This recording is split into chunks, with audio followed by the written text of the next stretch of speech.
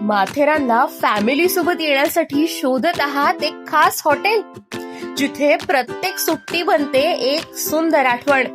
Matheran railway station पासून अवघ्या 7 मिनिटांच्या अंतरावर निसर्गाच्या सान्निध्यात वसलेलं सेसिल हॉटेल माथेरान. फॅमिलीसाठी प्रशस्त एसी रूम्स, शांत आणि आरामदायी प्रायव्हेट विलाज, मुलांसाठी खेळण्यांची खास व्यवस्था आणि आनंददायी स्विमिंग पूल, तसंच स्वादिष्ट शुद्ध शाकाहारी भोजनासाठी प्रशस्त डायनिंग हॉल. आराम, आनंद आणि आपल्या माणसांसोबत घालवलेले खास क्षण हे सगळं अनुभवण्यासाठी भेट द्या सेसिल हॉटेल माथेरान. बुकिंगसाठी स्क्रीनवर दिसणाऱ्या नंबरवर आत्ताच कॉल करा आणि तुमचा फॅमिली मुक्काम निश्चित करा. नेरळ ग्रामपंचायत हद्दीतील राजेंद्र गुरुनगर ते स्टेशनकडे जाणाऱ्या रस्त्याची दयनीय अवस्था झाली आहे. ग्रामस्थांनी वारंवार ग्रामपंचायतच्या फेऱ्या मारून सुद्धा सुस्त अधिकारी आपल्या खुर्चीतून उठून जागेवर सद्य परिस्थिती पाहायचे नावच घेत नाहीत. याच रस्त्यावरून शाळकरी मुलांना आणि लोकलने प्रवास करणाऱ्या लोकांना चिखलातून जावे लागते. रस्ते कमी, नदी जास्त अशी परिस्थिती आहे. बाजूला वाढलेली झाडे, त्यामुळे सापांचे प्रमाण खूप जास्त आहे. मध्यंतरी साप चावल्याच्या घटना सुद्धा घडल्या आहेत. कोट्यवधी रुपयांचा खर्च तर झाला, पण विकास कोणाला पाहायला मिळाला का? ग्रामपंचायतीच्या भोंगळ कारभारावरून नेरळ युवा सेना प्रमुख ऋषिकेश पाटील आक्रमक झाले आहेत. नमस्कार, मी ऋषिकेश पाटील, नेरळ युवा सेना नेरळ शहर प्रमुख. हा वॉर्ड क्रमांक 5 आहे नेरळ शहरामधला. आता वॉर्ड क्रमांक 5 मध्ये भरपूर सारे एरिया येतात, पण मी जिथे राहतो त्या एरियाची मूळ परिस्थिती मी स्वतःला सांगत, हे सगळे नागरिक सांगतील. हा पूर्णपणे रस्ता गेला आहे. हा रेसिडेन्शियल एरिया आहे, पूर्ण नेरळचा रेसिडेन्शियल एरिया आहे. म्हणायला गेलं तर नेरळ ग्रामपंचायतकडून इथं खूप साऱ्या पूर्व योजना नियोजन पूर्ण करायचं काम आहे. आज या रस्त्यामागे आम्ही गेले 2 वर्ष भांडतोय. इथे पूर्णतः पाणी आहे. इथं नेरळचे सर्व नागरिक, स्टेशनचा हा पाठचा रस्ता आहे, तिथून ये जा करतात. त्यानंतर बरोबर जवळ पडतात. त्यानंतर इथं ट्युशन क्लासेस आहेत. तर ह्या माझ्या वॉर्डामध्ये मला गेल्या 1.5 वर्षामध्ये जवळ 10 ते 15 लोकांचे अर्ज आले.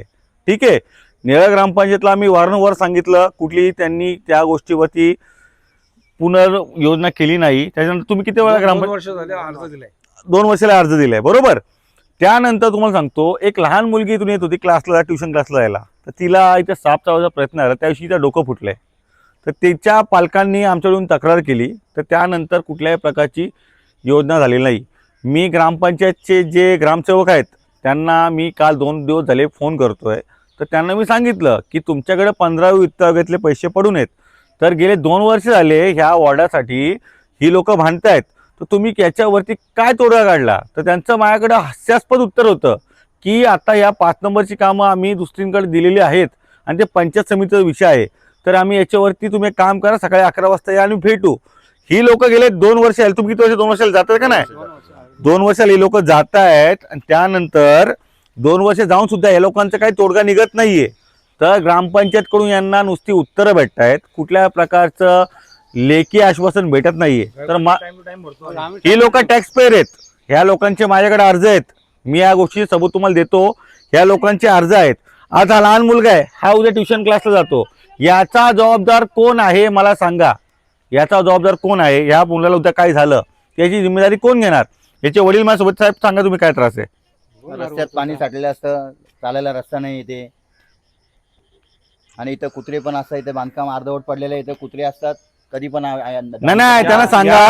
याआधी ग्रामपंचायतची आमची अशी मागणी होती का जो पाणी विमल पार्कच्या कोपऱ्यापासून उतरून आमच्या साईडला येतो, आम्हाला एक गटर बांधून द्यावा आणि त्या गटारातून पाणी वळवून निखिल पॅराडाईजच्या गटाराला जोडून काढावा, अशी आमची अशी मागणी होती. आणि जो रस्ता आम्हाला करून दिला 2 वर्षापूर्वी, तो पण रस्ता आबडधबड करून दिला. काय त्याला व्यवस्थित नियोजन नव्हता, अर्धवट केला. मध्ये एक भाग सोडला त्यांनी, तिथे चिखल होतोय, एवढा पाणी साठला. तुम्ही बघू शकता इथे पाणी किती आहे. आणि अर्ध्या रात्री आम्ही येतो, स्ट्रीट लाईट वगैरे काहीच नाहीये, लाईट पेटत नाही रस्त्यावरती.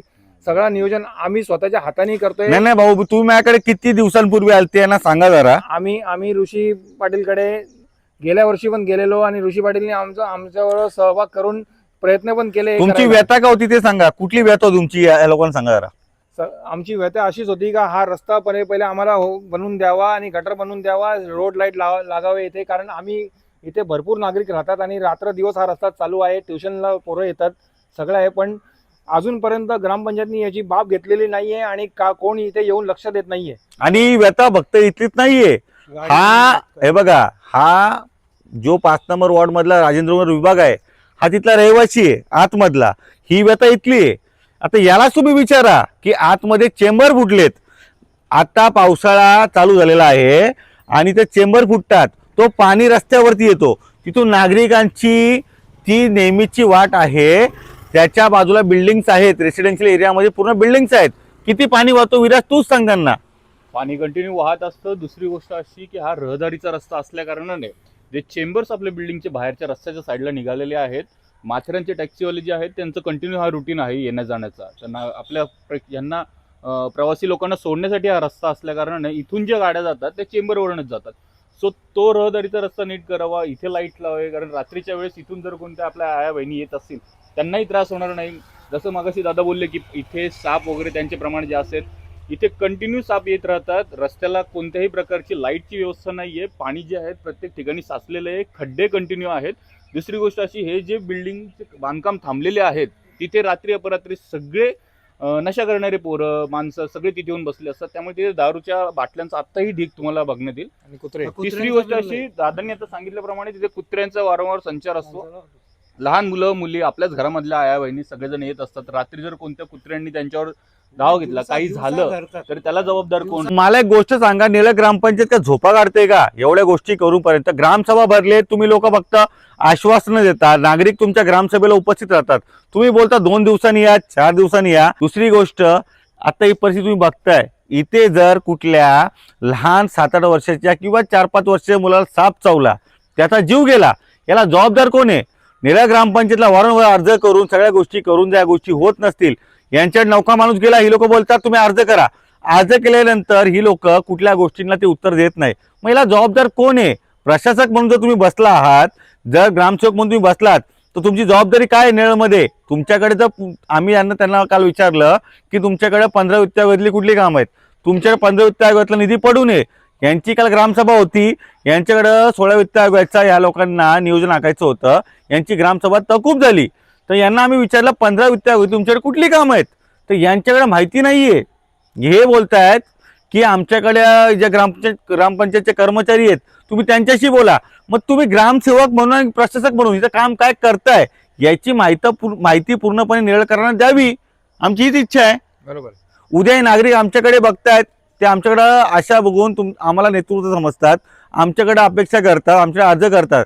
तर यांच्या अर्जांची पूर्तता झाली नाही तर याला जबाबदार कोण, याचं उत्तर आम्हाला ग्रामपंचायतीने द्यावं.